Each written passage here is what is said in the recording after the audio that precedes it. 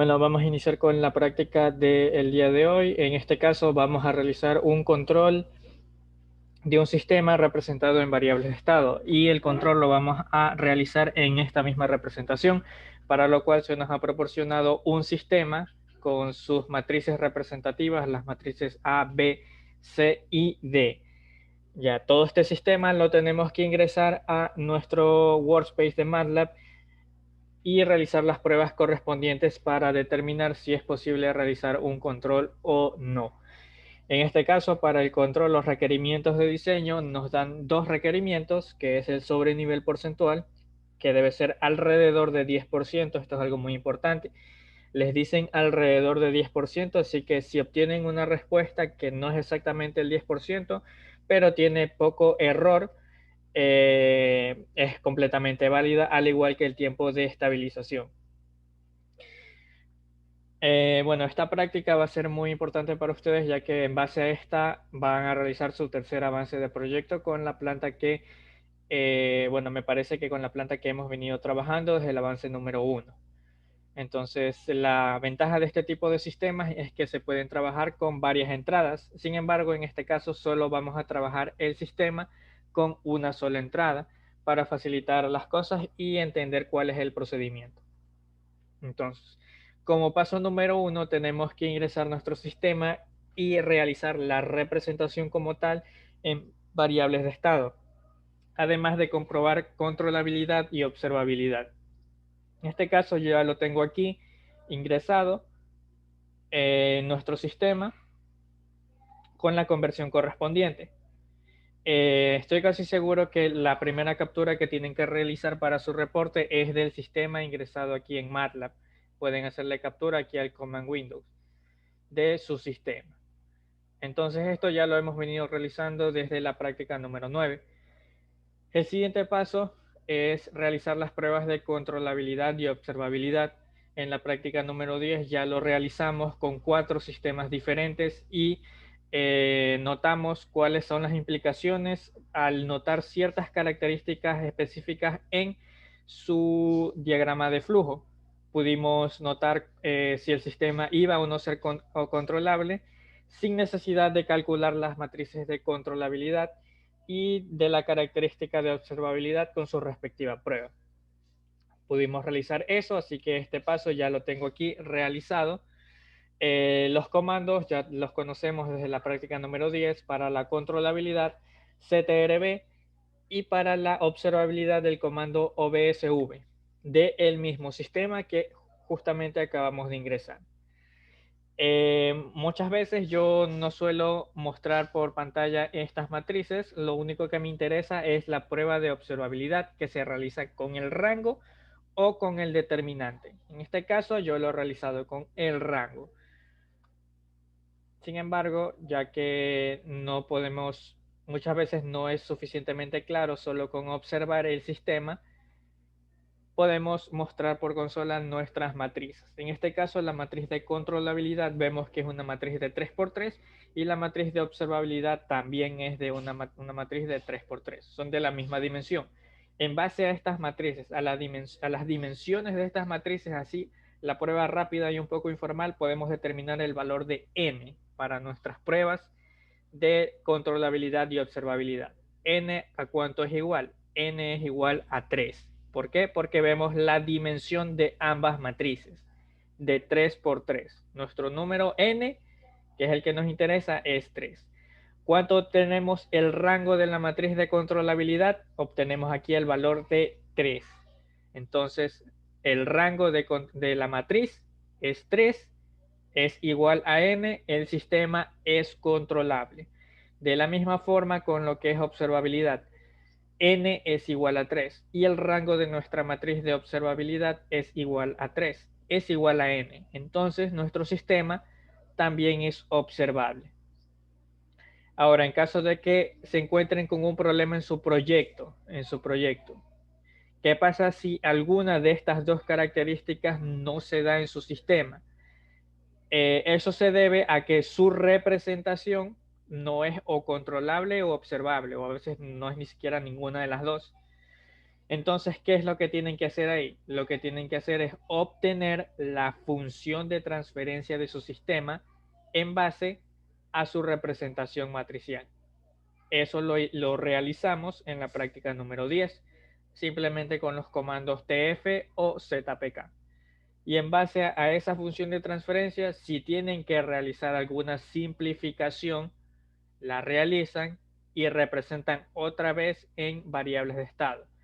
Y es muy probable que su nueva representación sí sea controlable y observable. Ese es el procedimiento a seguir. Sin embargo, en este caso no es necesario, ya directamente esta representación es controlable y además es observable. Así que con esto tendríamos terminado el paso número 1. Ya, bastante sencillo.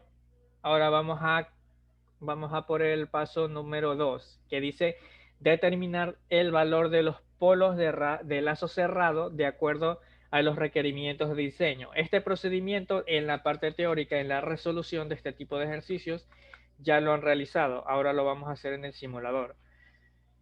¿Qué debemos tener en cuenta aquí? Las características, los índices de desempeño que nos exigen. En este caso son dos nomás. El sobrenivel porcentual, que es del 10%, y el tiempo de estabilización, que es de 2 segundos. Esos son mis requerimientos. Un requerimiento que no se menciona aquí, pero que muchas veces es más importante que los que nos mencionan, es el error de estado estacionario. Ese error siempre tiene que ser igual a 0. Sin embargo, aquí no nos lo exigen por el momento. Vamos a realizar el control en base a estos dos requerimientos y después vamos a comprobar cuánto sale el error de estado estacionario y realizar las correcciones necesarias en caso de requerirlo. Entonces, con estas dos características, ¿qué es lo que podemos obtener? En la resolución de ejercicios teóricos con las características de nuestro sistema, los que nosotros necesitamos, usualmente voy a poner aquí, determinamos la ecuación característica deseada y la comparamos con la ecuación característica actual. Y en base a esas diferenciaciones que hay entre las dos ecuaciones, nosotros realizamos el control de nuestro sistema. El procedimiento aquí es algo similar. Primero debemos obtener la ubicación de nuestros polos deseados. Ubicación de los polos deseados, ¿ya? ¿Cómo hacemos eso?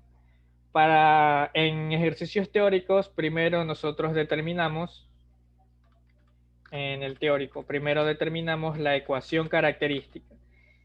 Y en base a eso, determinamos la ubicación de los polos. Aquí el procedimiento es algo similar. Vamos a determinar, aquí a nivel práctico, a nivel de simulación, vamos a determinar los parámetros de la ecuación característica. Y en base a esos parámetros vamos a ubicar los polos. ¿Cuáles son esos parámetros que necesitamos? Son dos. Uno es zeta, la constante de amortiguamiento, y el otro es la frecuencia natural de nuestro sistema. Las ecuaciones que usamos aquí son las mismas que usamos en los ejercicios teóricos. Para zeta tenemos que es igual a menos el logaritmo del sobrenivel porcentual que nos exigen dividido para 100. Todo esto dividido para la raíz cuadrada de pi elevado al cuadrado más el logaritmo cuadrado de el sobrenivel porcentual dividido para 100. Esta es nuestra ecuación para determinar zeta. ¿Cómo determinamos la frecuencia natural? Esta ecuación es más sencilla, es 4 dividido, perdón, 4 dividido para zeta multiplicado por el tiempo de estabilización. Una ecuación un poco más sencilla. Estas ecuaciones ya las conocemos desde antes, desde el curso de sistemas de control. Entonces, con estos dos parámetros nosotros podríamos determinar lo que es la ecuación característica de nuestro sistema. Sin embargo, aquí con el simulador podemos hacer cálculos bastante fáciles, así que nos saltamos ese paso y calculamos la ubicación de los polos, pero lo hacemos en coordenadas rectangulares, es decir, parte real y parte imaginaria. Ahora, ¿qué tipo de polos son los que yo voy a obtener con estas características? Para eso yo veo el sobrenivel porcentual. En el plano S, bueno, también en el plano Z, cuando nosotros tenemos sobrenivel porcentual, ¿qué característica tienen los polos que determinan ese comportamiento? Son polos complejos conjugados, ya sea en el plano S si estamos trabajando con la variable S, o en el plano Z si estamos trabajando en el plano discreto. Siempre esos polos son complejos conjugados. Así que yo sé que estos polos tienen parte real, que la voy a llamar U, y parte imaginaria, que la voy a llamar B1. ¿Ya? Entonces, ¿cómo yo calculo la parte real de estos polos? Se calculan como menos zeta multiplicado por la frecuencia natural. Recordar que estamos trabajando en el dominio S. La parte imaginaria en el dominio S se calcula como la frecuencia natural multiplicado por la raíz cuadrada de 1 menos zeta elevado al cuadrado. Todas estas ecuaciones son de la parte teórica que ya espero que ya hayan realizado ejercicios de este tipo para los controladores en variables de estado. Entonces, ¿cómo se estructuran mis polos? Al ser complejos conjugados tienen la misma parte real, pero la parte imaginaria cambia de signo de un polo a otro. Entonces, se estructuran como U más B1 multiplicado por I. Mientras tanto, el polo 2, el complejo conjugado, es U menos B1 multiplicado por I. Y ya tengo mis dos polos que me van a determinar este comportamiento. Sobre nivel porcentual del 10% y tiempo de estabilización de 2 segundos. Ahora, ¿va a ser suficiente con estos dos polos que ya hemos calculado? Lo tenemos que comprobar. Pero antes vamos a correr esta sección y asegurarnos de que los polos hayan sido correctamente ingresados, y justamente aquí tengo un error de sintaxis. Logaritmo SQRT más logaritmo. He escrito mal SQRT. A ver si acá lo he escrito bien, sí. Ahí está. Entonces, bueno, no los tengo para mostrarlos por consola, pero lo que me importa son mis polos complejos conjugados y veo que han sido ingresados correctamente. Ahora la pregunta es, estos dos polos complejos conjugados, bueno, esta es la ubicación de mis polos. ¿Mi sistema tiene solamente dos polos o tiene más polos? Comprobemos. ZPK de nuestra función G, de nuestro sistema G. Y nos vamos a dar cuenta de algo. Tenemos tres polos y un cero. ¿Qué sucede? Nosotros solo hemos encontrado la ubicación de dos de esos polos. Tal puede ser de estos dos polos que están aquí, de S más 5 y S más 8. Yo pienso que son estos dos polos, ya que se encuentran más cercanos entre sí. Pero ¿qué pasa con este tercer polo? ¿Yo dónde lo ubico? La ubicación aún yo no la he determinado y no la puedo dejar al aire porque mi sistema, mi controlador requiere que yo ubique todos los polos en un lugar preciso. En este caso, tenemos que hacer uso de dos criterios. Nosotros decidimos con qué criterio hacemos nuestro control. El primero es, si nosotros vamos a hacer una pequeña imagen aquí, si tenemos nuestro plano S, que tenemos aquí la parte real y la parte imaginaria,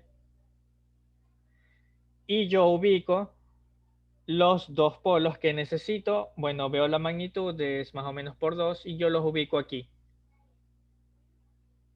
Yo, ¿dónde debería ubicar el tercer polo? Para que no tenga repercusión en estos dos polos, es decir, para que no afecte el comportamiento, yo tendría que otorgarle menos relevancia a dicho polo. Y ahí uso el criterio de... siempre se me va el nombre.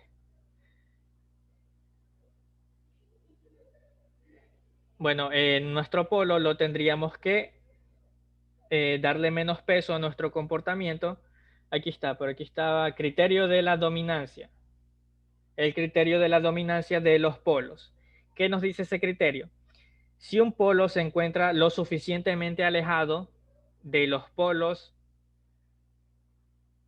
con un valor de la parte real más grande, es decir, que se encuentran más a la derecha. Estos son los polos que se encuentran más a la derecha después de este polo.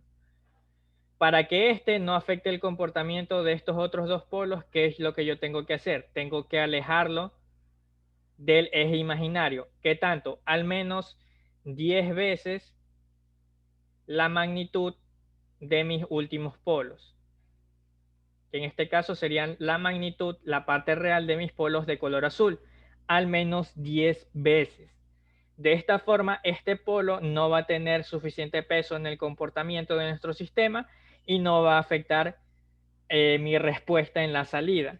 Es más, si yo lo alejo lo suficiente, yo podría eliminar este polo que está aquí y representar mi sistema solamente con estos dos polos complejos conjugados. Ese es uno de los criterios. ¿Cuál es el segundo criterio que podemos usar en este ejercicio? Pues es justamente aprovechando que tenemos un cero en nuestro sistema. Lo voy a escribir de color rojo. Digamos que lo tenemos por aquí. Si yo ubico mi tercer polo justo en el lugar donde se encuentra dicho cero, ambos se van a cancelar y el comportamiento de mi sistema solo estaría determinado por los dos polos complejos conjugados que están de color celeste. Entonces, ¿qué criterio vamos a usar ahí? ¿Cuál nos conviene más?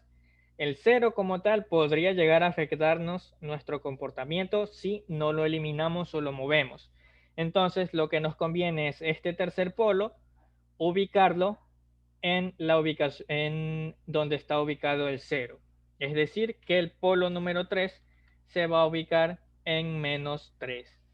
De esta forma, yo elimino tanto el polo como el cero y mi comportamiento de mi sistema solo estará determinado por mis polos complejos conjugados cuya ubicación ya he determinado.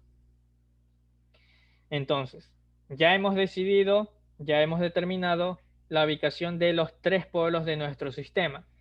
Para mayor comodidad los vamos a representar de forma matricial y de hecho vamos a usar esta representación matricial para un cálculo de ciertas constantes que ya vamos a ver cuáles son. Entonces aquí implícitamente ya hemos hecho el paso número 3, aún no hemos usado este comando place, pero los criterios de dominancia de polos o cancelación con ceros, en caso de que tengamos muchos más polos en nuestro sistema, ya lo hemos utilizado. Ya tenemos ubicados nuestros tres polos. Ahora, ¿cuál es el siguiente paso? Si nosotros volvemos a la teoría, cuando nosotros determinábamos la ecuación característica, le voy a llamar P actual, ya que es un polinomio. Cuando nosotros ya calculábamos nuestro polinomio característico, nuestra ecuación característica actual, nosotros la igualábamos a un polinomio deseado, donde nosotros ya considerábamos nuestras constantes de control, nuestro vector K de control, el cual al variar sus elementos, el valor de sus elementos, nosotros podíamos ubicar todos los polos de nuestro sistema en una ubicación específica. Entonces, esto lo hacíamos, voy a poner S, K, KI, ¿ya? Porque son varios valores de K. Este polo está en términos de la variable S y nuestros valores, nuestras constantes de control K. Entonces, ambos polinomios deben ser del mismo grado, ¿ya? Para que se pueda cumplir esta igualdad. Además, con esta igualdad podremos determinar, calcular directamente los valores de este vector K.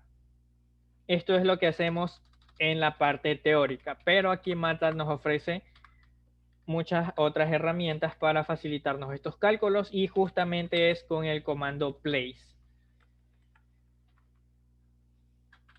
Como argumento tiene 3 elementos. Uno de esos elementos es la ubicación exacta que requiero para mis polos. Por eso tenemos representados en un vector fila la ubicación de nuestros 3 polos. Ahora, ¿cuáles son estos otros 2 argumentos? Si recordamos un poco la parte teórica, ¿cómo obteníamos nosotros nuestro polinomio actual en base a nuestra representación matricial?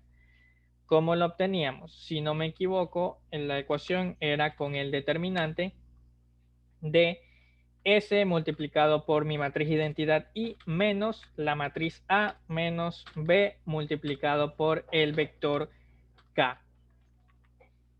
Así determinábamos nuestra ecuación característica actual. Aquí hacemos, bueno, el simulador hace algo muy parecido a este cálculo que tenemos aquí. Y para eso requiere como datos la matriz A y la matriz B para poder realizar dicho cálculo. Ya con esta función nosotros vamos a obtener los valores de K que necesitamos para realizar nuestro control. Y justamente son los que están aquí. K1 vale 34, K2 vale menos 16 y K3 vale menos 6. Ya tenemos los valores de nuestro vector K que nos permitirán realizar el cálculo. Y este sería todo el procedimiento que hay que realizar para el control de este sistema aparentemente. ¿Ya? Para eso vamos a dirigirnos a nuestro diagrama de bloques para comprobar el funcionamiento de nuestro sistema, de nuestro diseño del controlador. Entonces aquí tengo 2 elementos que hemos visto siempre en lo que es nuestro diseño de controladores, ya sea por SISO-Tool, por un controlador PID o si lo hacemos así a un controlador un poco más específico. Siempre vamos a tener estos elementos. Una señal, una entrada escalón, o la entrada de nuestro diagrama y nuestra salida, que bueno, en este caso la representamos con un scope. Siempre lo que cambiamos es lo que tenemos aquí al interior de nuestro diagrama. Entonces, ¿qué herramientas necesitamos para representar nuestro sistema? Primero necesitamos una representación de nuestra planta, de nuestro proceso o de nuestra función de transferencia. Que en este caso, como estamos en variables de estado, lo vamos a hacer con el siguiente bloque, que se llama state space, espacio de estado. Lo pueden buscar así directamente con su nombre. Vamos a esperar a que se agregue al diagrama. Aquí está. Este pequeño bloque nos va a representar nuestro sistema que queremos controlar. ¿Ya? Esta va a ser la representación de nuestra planta. Ahora, como entrada de este bloque, ¿qué tenemos? La señal de error, la señal de referencia. Como entrada de este bloque vamos a tener nuestra ley de control. La primera que tenemos aquí va a ser la entrada va a ser U de nuestro sistema y va a ser igual a nuestra señal de referencia menos el vector de constantes K, que es el que usamos para controlar, multiplicado por mis estados X. Entonces, aquí en mi entrada yo debo tener a U, a mi ley de control. Para eso necesito un bloque sumador, ya que esta ley de control se compone por 2 señales. Vamos a unir aquí. Aquí tenemos nuestra señal U. Y le voy a cambiar el signo a una de las señales, ya que nuestra ley de control nos dice que es una resta entre la señal de referencia y una multiplicación matricial. ¿Cuál es nuestra señal de referencia? Justamente esta entrada escalón que tenemos aquí. Entonces, ¿qué es lo que nos falta? Restar nuestra multiplicación de matrices, que es nuestro vector de constantes k y nuestro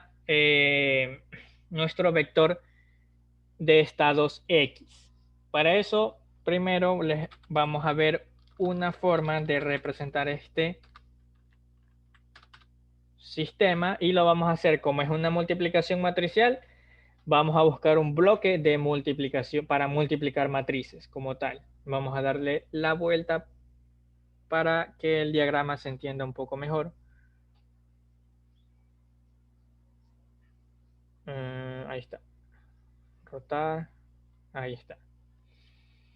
¿Y qué matrices vamos a multiplicar? Pues una matriz es el vector de constantes k, que lo vamos a representar como una constante que vamos a importar desde el workspace. Entonces traemos la constante acá y esta multiplicación matricial me va a dar como resultado un escalar, el cual se va a restar de mi referencia y va a ser mi ley de control, que entra a mi bloques, a mi representación de estados. Entonces aquí hago la entrada con esta constante y aquí voy a poner mi vector k para multiplicar. ¿Cuál es la otra entrada de mi sistema? Mi otra entrada de mi bloque multiplicador deben ser mis variables de estado. ¿Ya? Mis variables de estado. Entonces, vamos a abrir este bloque y vamos a configurarlo. Como es mi representación de mi sistema como matriz A, yo debo poner la matriz con el mismo nombre que yo le he ingresado. La matriz A, la matriz B, matriz C y finalmente la matriz D. Doy clic en aplicar y aquí está mi sistema. Pero ¿qué tengo como salida aquí de este sistema? Como salida de este bloque yo tengo mi salida Y. Mi salida Y. Aquí en esta pequeña línea de color rojo tengo Y. ¿De dónde yo obtengo X? Como tal, no lo puedo obtener aquí de la salida que me proporciona mi bloque. Al menos no directamente. Vamos a hacer un zoom aquí. Entonces, si yo tengo aquí como salida yo tengo Y. Siempre voy a tener Y. Es decir, voy a tener la segunda ecuación como salida. Esta va a ser mi salida, Y. Esta salida va a ser igual a la matriz C de mi sistema multiplicado por X, más la matriz D multiplicada por la entrada U. Pero resulta que la matriz D, si vamos a nuestro script, va a ser igual a 0. De hecho, si cambiamos por el valor de 0, no pasa nada. El bloque estará configurado exactamente de la misma forma que como lo habíamos hecho antes. Ahora, ¿qué pasa si tratemos esta ecuación como si fuera una ecuación escalar? Es decir, como si fueran solamente números, no matrices, la segunda ecuación. ¿Qué pasa si D como tal es igual a 0? La entrada U también va a ser igual a 0, es decir, todo este término va a ser igual a 0. Ahora, ¿qué pasa si yo a esta matriz, perdón, a esta constante C, supongamos que es una constante, yo le pongo el valor de 1? ¿Qué voy a obtener como salida? Y va a ser igual a X. Es decir, que mi salida Y de mi sistema van a ser mis variables de estado como tal y va a ser una salida matricial. Pero C como tal no es un número, es una matriz. ¿Qué matriz yo puedo poner como parámetro de este bloque para que me haga un análogo a la multiplicación por 1 en lo que es constantes, en lo que es escalares? De forma matricial, ¿cómo yo hago una multiplicación por 1? Yo la realizo con la matriz identidad. Es decir, si esta matriz C es la matriz identidad, yo voy a tener que mi salida Y va a ser igual a mi vector de estados X. Solo si la matriz C es igual a la matriz identidad. Entonces, y bueno, también la matriz D tiene que ser una multiplicación por cero, pero de forma matricial.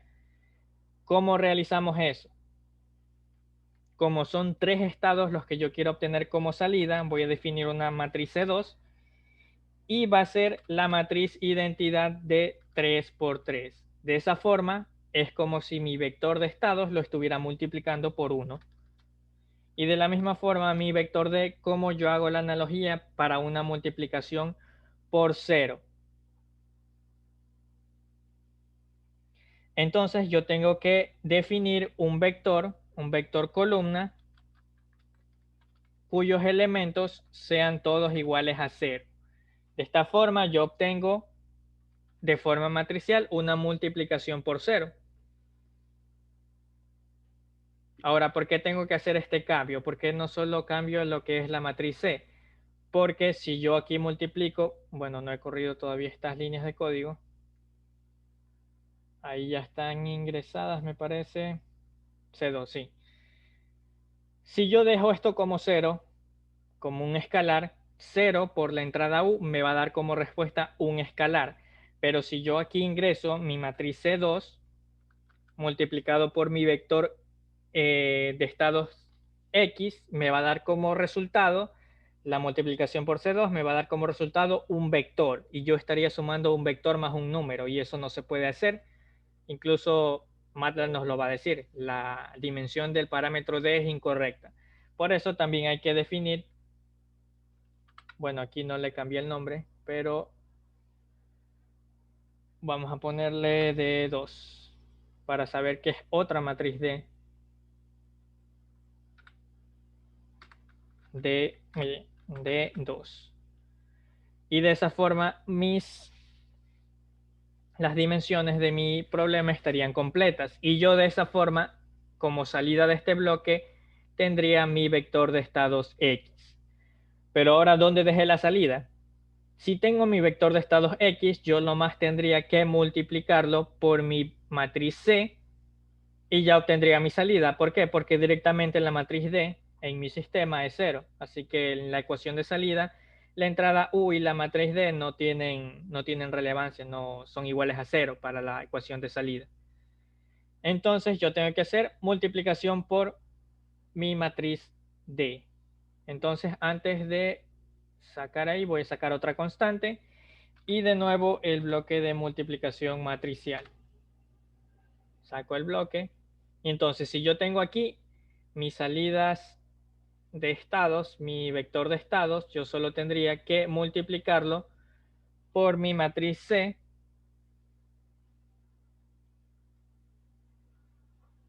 y ya tendría la salida Y en la salida de este bloque multiplicador de matrices. No hay que hacer mayor configuración aquí, solo si es que les llega a salir error, vayan al bloque de multiplicación matricial y comprueben de que esté en la opción de matriz. Con esto estaría terminado nuestro esquema de control. Le damos clic aquí a play. Esperamos a que termine de simular.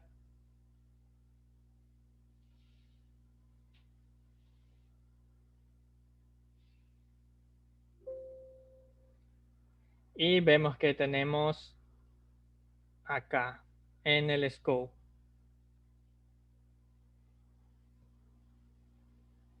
Aquí está. ¿Qué es lo que sucede? Que yo he graficado primero. He graficado la salida y la entrada, que es la referencia. ¿Y de qué me doy cuenta? Yo tengo una discrepancia entre la entrada y la salida, es decir, no convergen al mismo valor. ¿A qué se debe esto? A que no se hace un seguimiento de la salida, del valor de salida. Análogo a lo que hemos hecho es como si estuviéramos haciendo un experimento en lazo abierto. Sin embargo, el control se hace en lazo cerrado, pero el lazo cerrado con la matriz K se hace con las variables de estado. Con la salida no se realiza. Por eso se ve este efecto de experimento en lazo abierto, si lo podemos llamar así. Es decir, que las unidades de la entrada no son las mismas unidades que la salida. Y por eso se ve esta diferenciación. Esto no es error de estado estacionario, ¿ya? Pero de todas formas vamos a calcular el error de estado estacionario y vamos a comprobar, vamos a asegurarnos de que sea igual a 0 y en caso de no serlo, hacer las correcciones respectivas.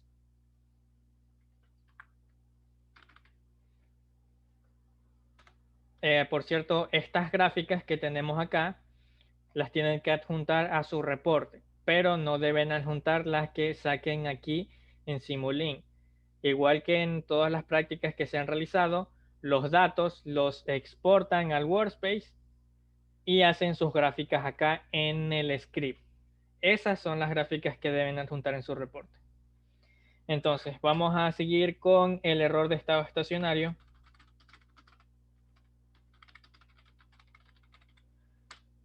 En la resolución de ejercicios con funciones de transferencia, ¿cómo calculamos este error? Lo calculamos como 1 más el polinomio característico de mi sistema. Así lo calculamos. Aquí es de la misma forma, solo que se hace de forma matricial. El error de estado estacionario va a ser igual a 1 más el polinomio característico de mi sistema. Pero yo, ¿cómo calculaba ese polinomio característico? Yo lo calculaba como la matriz C multiplicado por el inverso de mi matriz S multiplicado por mi matriz identidad menos, en este caso, como ya hemos realizado un control, es mi matriz A menos mi matriz B multiplicado por mi vector K. Todo esto elevado a la menos 1 y finalmente multiplicado por mi matriz B. Aquí se hace exactamente de la misma forma. Así calculábamos nuestra ecuación característica. La ecuación característica es la que usamos para el error de estado estacionario. Entonces voy a calcular aquí, le voy a poner el nombre de este vector, le voy a poner A de lazo cerrado 1 y va a ser igual a mi matriz A menos B multiplicado por mi vector K. Para simplificar un poco los cálculos y no confundirnos, aquí como es el inverso de una matriz, vamos a usar el comando INV y vamos a poner aquí su respectivo argumento multiplicado por mi matriz B. Vamos a ver cuánto obtenemos de error de estado estacionario. Y aquí he cometido un error. Aquí es B, no es menos B. Aquí está. Con razón se me hacía raro ese error de una unidad. Entonces, nuestro error de estado estacionario, ¿a cuánto es igual? A 0.82. Me pareció un poco raro este valor, pero aún así este otro valor, que es el correcto, está bastante alto. Está casi llegando a la unidad. Tenemos error de estado estacionario. Aunque se trate de un sistema tipo 1, el error de estado estacionario se supone que aquí debería ser 0, pero no es así. El error de estado estacionario es 0.8. ¿A qué se debe esto? Si vamos el diagrama, se debe a la falta del seguimiento que se hace a la señal de salida en nuestra señal de entrada de nuestro bloque de nuestra planta. No se hace una retroalimentación aquí. La retroalimentación se realiza solo con las variables de estado y esto nos genera un error de estado estacionario diferente de 0, aunque nuestro sistema sea de tipo 1. Entonces, bueno, lo que les acabo de explicar también tienen que adjuntarlo a su reporte. Es una pequeña sección de preguntas que tienen al final del paso número 5, me parece. Bueno, el formato no lo he abierto, pero es una sección, son 2 preguntas que tienen que contestar. Paso número 4 ya lo realizamos. Determine el error de estado estacionario en entrada a escalón, ya también lo realizamos. El paso número 5. Y paso número 6, aquí están las preguntas que deben contestar, que ya lo acabamos de explicar, el por qué hay un error, aunque se trate de un sistema. Bueno, aquí también nos preguntan qué tipo de sistema es. Ahora, Los siguientes pasos se van a dedicar a justamente corregir este error de estado estacionario al hacer una implementación que sí realice un seguimiento de nuestra señal de salida en la señal de error y con la referencia de nuestro sistema. Dice, ahora se desea añadir la condición de error de estado estacionario sea cero para nuestros índices de desempeño. Como les mencionaba, el error de estado estacionario es un índice de desempeño muy importante, incluso a veces más importante que estos dos que tenemos aquí. Eh, para sea cero para una entrada de escalón con los requerimientos de diseño solicitados. Entonces, para dar seguimiento a la referencia, nos menciona el paso número 7. Es necesario redefinir las variables de estado a utilizar, hacer los cambios necesarios para incluir nuestra nueva variable de estado en la representación de nuestro sistema. ¿Cómo hacemos esa redefinición? Eso lo realizamos al redefinir nuestra ley de control.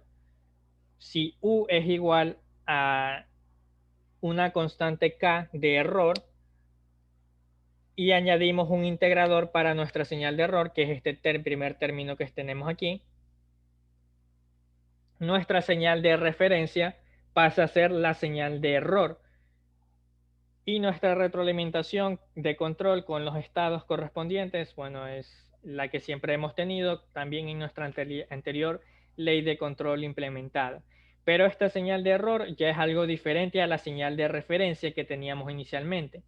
Esta señal de error se va a encargar de controlar las variaciones que tiene nuestra señal de referencia, que es nuestra entrada de escalón. Aquí tenemos la definición de nuestra señal de error,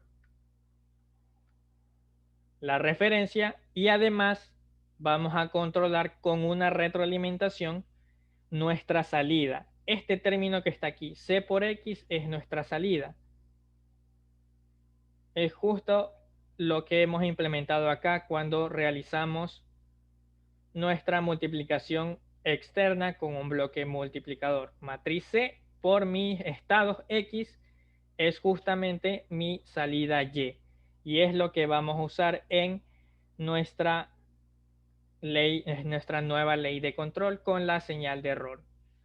Ya con esta retroalimentación y como se trata de un integrador para esta señal de error, deberíamos poder corregir nuestro error de estado estacionario. ¿Ya? Eso en cuanto a parte teórica. Bueno, aquí también tenemos la redefinición de la variable de estado adicional que debemos usar, que es justamente el integrador de nuestra señal de error. Entonces, para eso, primero, ¿qué es lo que tenemos que hacer? Tenemos que determinar nuestro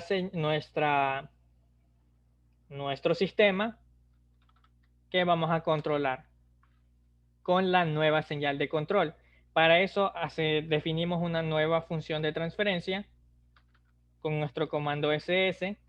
¿Y qué parámetros vamos a colocar aquí adentro? Vamos a colocar nuestra nueva matriz de control A, como ya habíamos mencionado, al redefinir nuestro sistema de control con nuestro vector de control K, la matriz A se redefine como A menos BK, y es justamente el parámetro que tenemos aquí. Por eso se lo calculó en forma separada. Por otro lado, para este sistema que lo hemos controlado con el vector K, las matrices B y C quedan exactamente igual. De la misma forma el vector D, que si no me equivoco tengo que volver a definirlo porque no le había cambiado el nombre por acá y se quedó guardado como vector. Entonces, ya definido nuestra nueva función de transferencia en el lazo cerrado, vamos a ver cuántos polos tenemos ahora en nuestro sistema. Vamos a copiar esta sección. ¿Y qué tenemos aquí? Tenemos una función de transferencia con 3 polos y un 0. Esta es nuestro nuevo sistema a controlar con nuestra nueva ley de control. ¿Ya? Esta función de transferencia. Entonces, ¿cuál es el procedimiento a seguir aquí? Si ya determiné el vector de de control, el vector de constantes K. Aquí vamos a hacer uso de la comparación entre las ecuaciones características de nuestro sistema actual, que es este que está aquí, y de nuestro sistema, la ecuación característica deseada, la que necesitamos para que exista un error de estado estacionario 0 y sobre nivel porcentual de 10 y tiempo de estabilización de 2 segundos. Entonces, aquí vamos a realizar la comparación de esos dos valores. Para eso, de la misma forma que en la parte teórica, tenemos que calcular nuevos valores de K. Para eso voy a definirlos, voy a dejarlos implícitos para formar el vector como tal. Voy a formar K3, nuestra nueva constante de error, que es KE, y bueno, la variable S para representar el polinomio como tal. Antes de seguir, bueno, estas líneas ya las corrí. Y bueno, para este nuevo sistema, para este nuevo lazo de control que debemos implementar para eliminar el error de estado estacionario, de la misma forma que, por ejemplo, aquí definimos una nueva matriz A, cuya definición está aquí. Para la implementación de la nueva ley de control, también debemos redefinir la matriz A. En este caso la voy a llamar la matriz A de lazo cerrado 2. ¿Y qué definición uso para esta nueva matriz A? Justamente la que se encuentra aquí. Esta definición corresponde al control realizado con la nueva ley de control de la entrada de nuestro bloque U. Esta definición, como vemos, es una definición un poco más compleja que la que usamos acá al usar la ley de control original. Entonces, justamente ingresamos esta matriz A menos B multiplicado por, en este caso, bueno, voy a definir un vector K minúscula, cuyos valores van a ser K1, K2 y K3. ¿Ya? BK, segundo elemento, va a ser la matriz B multiplicado por la constante K de error. Voy siguiendo es mi definición que tengo acá, la ecuación matricial 11.7. Segunda columna tengo mi matriz menos C y 0 como último elemento. Con esto, ahí está mejor. Con esto ya tengo definido mi nueva matriz A de lazo cerrado. Ahora, antes de continuar con esta matriz, como es la nueva representación de mi sistema, de hecho voy a correr aquí antes de continuar. Vamos a ver qué matriz obtenemos. Aquí está, es una matriz de 4 por 4, es decir, con 4 variables de estado. ¿Cuáles son esas variables de estado? Las 3 originales y la variable de estado del error, que es la que tenemos acá. Es justamente el integrador del error. Este xn es nuestra nueva variable de estado. Por eso la dimensión de nuestra matriz A, se ha visto incrementada. Ahora es de 4 por 4. Ahora con esta nueva matriz A yo puedo realizar una cosa. Voy a determinar mi ecuación característica actual. ¿Ya? Mi ecuación característica actual. ¿Cómo calculo mi ecuación característica actual? Como ya habíamos visto antes, ese es el determinante de S por la matriz identidad. Bueno, aquí me faltó el por. En este caso va a ser de 4 por 4, ya que es un sistema con una variable de estado más, menos mi matriz de lazo cerrado 2. Para que lo muestre en forma de polinomio, voy a usar el comando de simplificación para que ya me muestre en forma polinómica mi sistema. Vamos a evaluar esta sección y vemos el polinomio que obtenemos. Este polinomio corresponde a mi Mi ecuación característica actual, como pueden ver, tiene los valores de las constantes K, KE, K1, KE, K2. ¿Qué es lo que necesitamos ahora? Nuestra ecuación deseada. Pero una cosa antes de continuar. ¿De qué grado es este polinomio de ecuación característica actual? Es de grado 4. ¿Cuál era nuestra ecuación característica que habíamos obtenido? Bueno, no la determinamos aquí, pero podemos inferir el grado. Era de grado 3. Solo teníamos ubicados 3 polos aquí inicialmente en nuestro control. Solamente 3 polos, lo que nos formará una ecuación característica de grado 3. Para que el cálculo de estas constantes K sea correcto, los polinomios deben ser del mismo grado. Entonces, nos falta un polo todavía, al cual vamos a llamar P4. ¿Dónde lo ubicamos? Si volvemos a la ecuación característica inicial de nuestro sistema, que estaba por aquí, dos polos ya los ubicamos complejos conjugados. Un polo lo eliminamos con un cero, pero todavía nos falta otro polo. ¿Dónde lo ubicamos ese polo? Como ya eliminamos uno, ¿qué es lo que nos queda? Aplicar el criterio de dominancia de polos.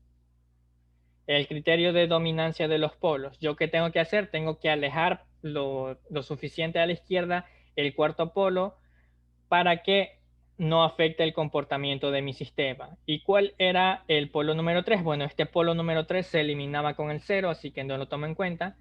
¿Dónde están mis polos complejos conjugados? Están aquí. ¿Cómo aplico este criterio? Yo veo la magnitud de la parte real, como ambas tienen la misma, veo que la magnitud es 2. Yo necesito que esta magnitud sea al menos 10 veces mayor que la magnitud del último polo, que es 2. Al menos 10 veces mayor. ¿Cuánto me va a dar esto? Menos 20.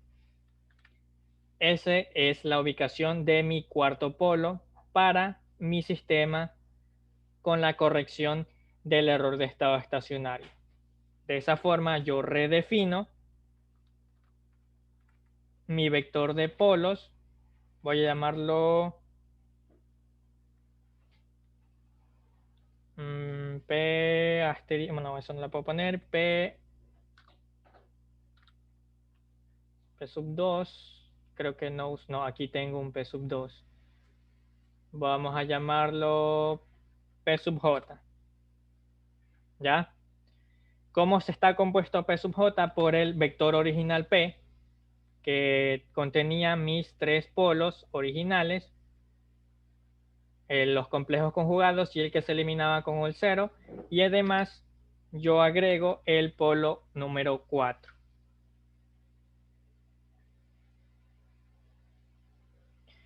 Voy a expresarlo en forma de polinomio. Para eso hago uso del comando, bueno, aquí no está, del comando poly de mi vector PJ. De esta forma, yo con esta línea de código, yo expreso estos tres polos, estos cuatro polos en forma polinomial. De hecho, vamos a realizarlo aquí, estas líneas de código. Y aquí tengo mi forma polinomial. Voy a volver a correr esta línea de mi ecuación característica. Ahora, S a la 4 corresponde a este valor que está aquí, para ir haciendo la comparación. Yo aquí tengo implícitamente un 1. Ese 1 corresponde al 1 que tengo acá. Aquí implícitamente, donde está el lápiz, aquí yo tengo con este 1 S a la cuarta. Con este 27 S a la 3, S a la 2, S a la 1 y mi término independiente, que sería S a la 0. Yo lo comparo con mi polinomio actual, que es este que está aquí abajo, y de esa forma, como lo hemos hecho en la forma en los ejercicios, ¿alguien levantó la mano? Sí, David, fui yo. Al ejecutar el PJ, a Ajá. mí me sale un error, me dice que las matrices no son consistentes. Ya, las matrices no son consistentes. Entonces, asegúrate que el vector P este que está aquí, vuelve a correr esta línea de código. Y después corre el P4 y el PJ. Solo corre la línea de código de P. Sí, P Ajá. me da sí me dan los tres polos. Ya Ya, lo hice. como un vector fila, ¿no? Ajá. Ya, Este, entonces, qué raro, no debería darte un error. Te recomiendo que tal vez estas tres, bueno, esta no, estas líneas de código donde defines P1, P2 y P3, las copies justo después de justo antes de P4 y corre y, y ejecuta de corrido estas líneas, solo estas líneas, a ver si ahí sale. ya, gracias. Ya, bueno. Siguiendo con eso, ¿dónde estábamos? Ah, sí, con nuestras ecuaciones características. Tengo la ecuación característica deseada arriba y la ecuación característica actual abajo con las constantes K que debo calcular. Bueno, ese procedimiento es netamente matemático, así que les voy a escribir los valores que se obtienen. Aquí los tengo. Les voy a poner, los voy a copiar. Aquí están, estos son los valores. 274, 338, 159, 14 y 114. ¿Ya?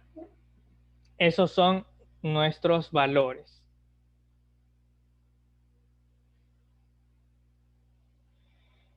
Entonces vamos a redefinir entonces nuestro sistema.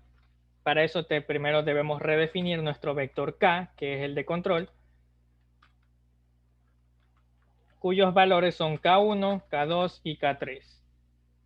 ¿Qué pasa con el vector KE? Se usa para la redefinición de la matriz A, ALC2. De hecho, aquí como ya determinamos los valores, usamos la misma ecuación que tenemos acá. Ahí está. ¿Qué pasa con nuestro vector B? Lo vamos a llamar B de lazo cerrado. Y va a ser igual a un vector que va a ser 0, 0, 0, 1. Este va a ser nuestro nuevo vector B. Por otro lado, nuestro vector C, vamos a llamarle lazo cerrado también, ¿a qué va a ser igual? Va a ser igual a, bueno, me parece que por aquí lo teníamos, aquí está, nuestro vector B. Va a ser, perdón, nuestro vector C va a ser igual a C y 0.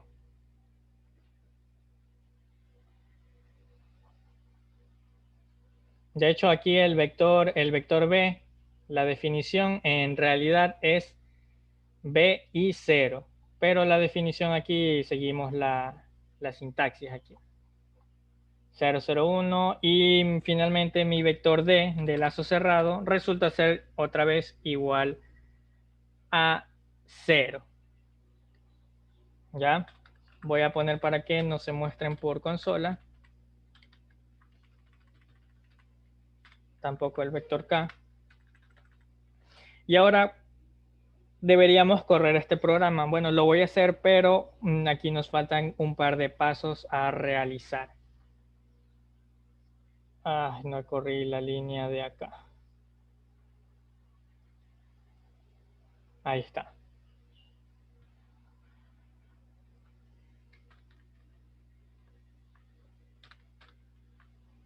Ya listo. Ya tenemos ingresados nuestras nuevas matrices de nuestro sistema. Pero ¿qué sucede? ¿Qué pasa si lo aplicamos a este bloque que está aquí? ¿Qué era lo que necesitábamos hacer? Necesitábamos que como salida de nuestro bloque nosotros tengamos el vector X. Para eso nosotros necesitábamos redefinir, definir un vector C y un vector D para que la multiplicación sea por 1 y por 0 respectivamente para poder usar este diagrama. Entonces, ¿cuáles son las matrices que debemos definir? Voy a llamarla C, C2 y va a ser una matriz identidad. En este caso, como el sistema ha aumentado una variable de estado, va a ser de 4, una matriz identidad de 4. Y por otro lado, mi vector D va a ser ahora un vector columna de 4 elementos, donde todos los valores son 0. Voy a correr estas líneas de código. Estas matrices son para poder representarlo acá. Ya parece que se configuró. Vamos a mover en... ustedes tienen que realizar otro diagrama. Yo voy a usar el mismo porque en sí se usa la misma sintaxis. Simplemente tendrían que copiar el diagrama o realizar un nuevo archivo de Simulink con el mismo diagrama. Solo lo tendrían que configurar. ¿Cuáles son los cambios? Bueno, aquí tendríamos nuestra matriz A de lazo cerrado 2, nuestra matriz B de lazo cerrado 2, y aquí para que podamos tener como salida nuestro vector X, vamos a poner la matriz identidad CC2 y aquí nuestro vector DC2. ¿Por qué no pongo el C de lazo cerrado y el D de lazo cerrado? Porque yo quiero obtener como salida mi vector de estados X. ¿Ya? De ahí la multiplicación por el vector C lo hago acá externamente. Y de hecho también lo tengo que cambiar acá. CC2. Aplicar. Y acá mi vector ya no es K mayúscula, sino K minúscula. ¿Algún otro cambio que se debe realizar? No, no hay ningún otro cambio. Por cierto, si se lo preguntan, el step que tenemos acá, la configuración es la que sale por defecto. Corremos el programa. Y tenemos diagrama espacio-estado, tiene 4 elementos. 4 por 4 y acá tengo 3 por 3.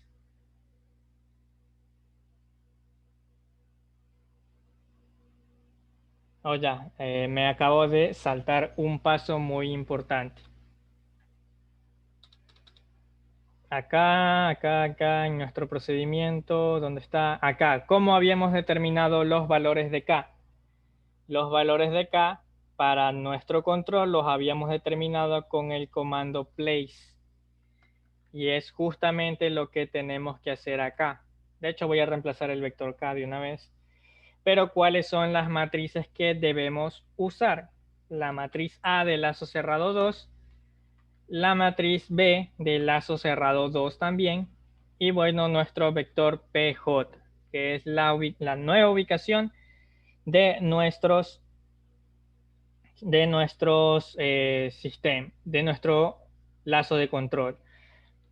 Por si se lo preguntan, si quieren determinar la nueva función de transferencia de este lazo de control, el que ya hace seguimiento con la salida, tendríamos que usar como elementos, bueno, lo podemos usar, vamos a ponerle T2, el comando SS, y las matrices son ya las de lazo cerrado.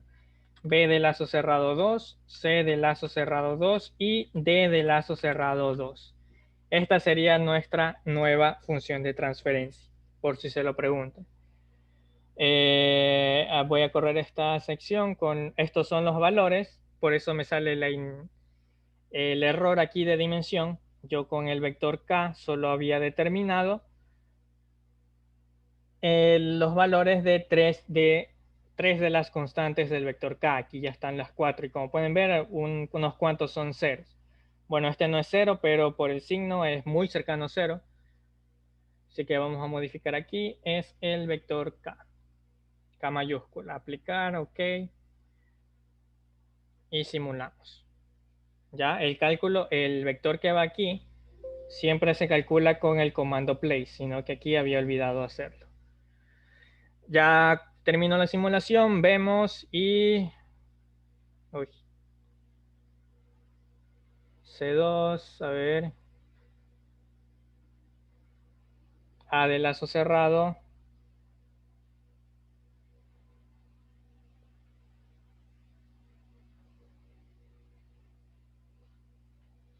A de lazo cerrado, B, C2, 4 elementos.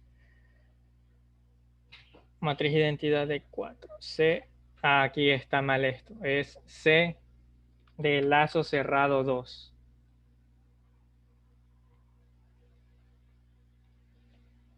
Ahora sí, ya tenemos corregido nuestro error de estado estacionario. No olviden también que en el diagrama anterior, bueno, cuando exporten los datos aquí al Workspace, van a tener que usar los cursores propios de MATLAB. Borramos esto que está aquí. Los cursores propios de MATLAB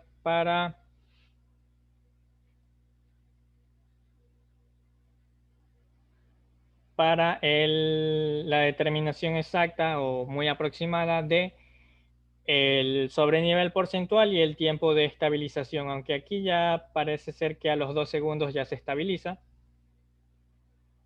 Veamos 0, el segundo cursor 1,2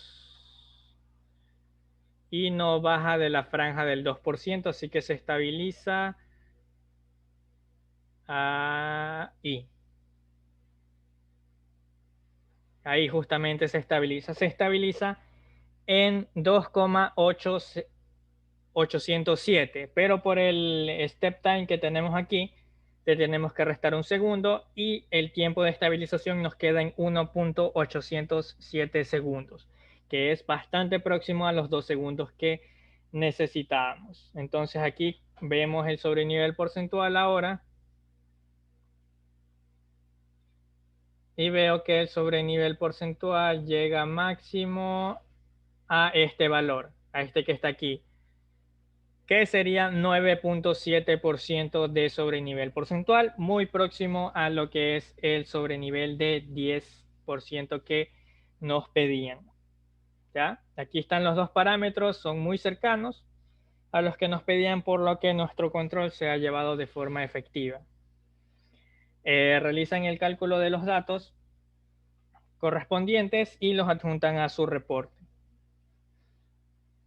Y bueno, eso sería todo por la práctica del día de hoy. Déjenme ver si no hay un paso que me estoy saltando. Arme el diagrama de bloques, la ley de control U, simule el sistema y los valores hallados al workspace. No, ya hemos terminado con nuestro control. Entonces, ¿qué es lo que hemos visto ahora? Entonces tenemos un sistema el cual queremos controlar con estos índices de desempeño. Realizamos el control correspondiente, pero al final nos damos cuenta que el sistema y nuestro control, nuestro lazo de control, no hace un seguimiento de la salida en la referencia, por lo que no tenemos una discrepancia entre las unidades de la entrada y la salida. Y además comprobamos mediante cálculos que tenemos un error de estado estacionario diferente de 0. ¿Cómo estaba definido el space state? ¿Te refieres a dónde lo encuentras o cuál es la configuración? Porque aquí está la configuración que hay que hacer.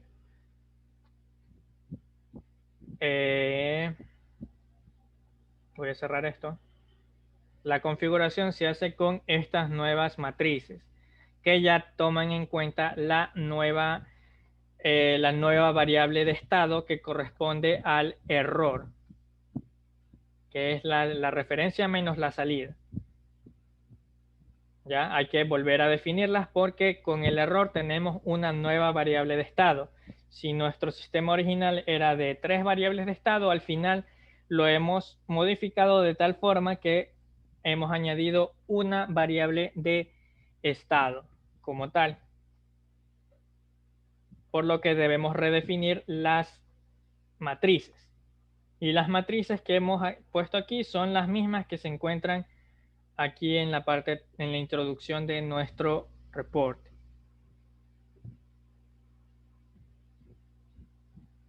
La misma definición. Vamos a poner aquí por si acaso tengan que realizar una configuración o no les salga un error de dimensión. Mucho ojo con la matriz C y la matriz D, que son las que hay que modificar en nuestro diagrama para que podamos obtener una retroalimentación con el vector K. David, una consulta. Yo estoy haciendo idéntico a lo que tú haces, pero los valores de K me salen diferentes. Los, Pero al simular tenemos la misma gráfica. ¿Cómo eso es posible? los valores de K, ¿te refieres a estos K No, minúsculas o no, a los que tienes en el Command Window. acá, es del vector K? Ajá. Ya, hmm, vector K, ese vector K lo calculo con AL. Ya, entonces comprueba que ALC2 y ALCB sean los mismos. Tal vez se deba a eso. Si están variando ahí por decimales, los valores de K que tienes sí son los mismos. Digo, sí son válidos. Espérame un segundito. Ya, entonces ahí lo voy a dejar para que lo compruebes. Los valores de la matriz A de lazo cerrado 2 y B de lazo cerrado, porque son esos valores los que uso para el cálculo de este vector K. De ahí el otro parámetro es la ubicación de los polos, que en teoría deberíamos tener exactamente los mismos. ¿Podrías ir al código del ALC2 para ALC2, ver, ajá, para ver cuál K usas? Usas una K minúscula. sí, el K minúscula, que son los valores de K que calculé con los polinomios característicos. Ah, ok. No es, Ahí ajá, no es el sí tenía vector K K, mayúscula. ajá, no es el vector K original. Aquí estamos, estos valores de K los calculamos con las ecuaciones características cuando ya hacemos la modificación de la ley de control. Los que teníamos antes en K mayúscula eran los que teníamos con la ley de control original, la que no tenía el error, la que no tenía el elemento de error de la salida. Entonces esos valores ahí de K cambian.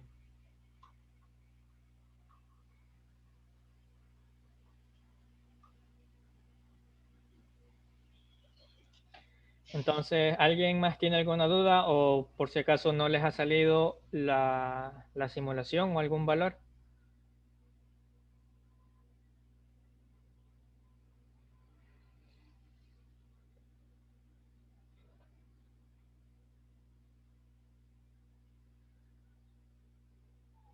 Bueno, tal parece que no ha habido mayor inconveniente. Entonces voy a detener la grabación aquí.